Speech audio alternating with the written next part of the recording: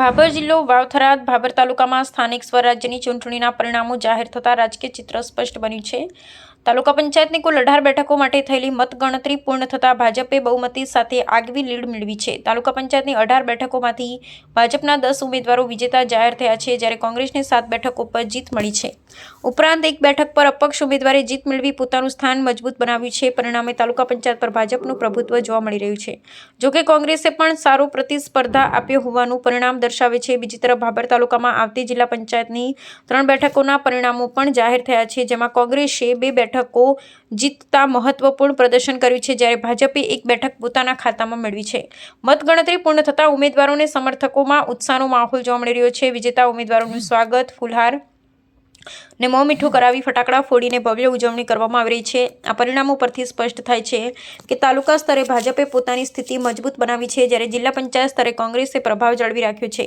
હવે બંને પક્ષો માટે આગામી સમયમાં વિકાસના મુદ્દા પર કામ કરવાની જવાબદારી વધુ મહત્વપૂર્ણ બની છે। અહેવાલ ગોપાલ કે પૂજારા, ભાભર વાવથરાદ।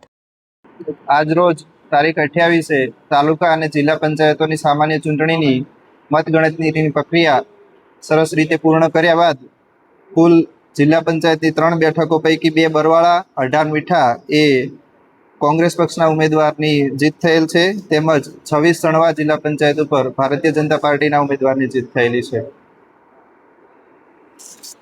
નમસ્કાર, હું જિગ્નેશ જાની, મામલતદાર ભાભર તાલુકા પંચાયતની સામાન્ય ચૂંટણીની આજે મતગણતરીની કામગીરી ભાભર મોડેલ સ્કૂલ ખાતે સવારે 9 કલાકથી હાથ ધરવામાં આવેલ, જેમાં તાલુકા પંચાયતની કુલ 18 બેઠકો પૈકી 10 બેઠકો ઉપર ભારતીય જનતા પાર્ટીના ઉમેદવાર વિજેતા બનેલ છે।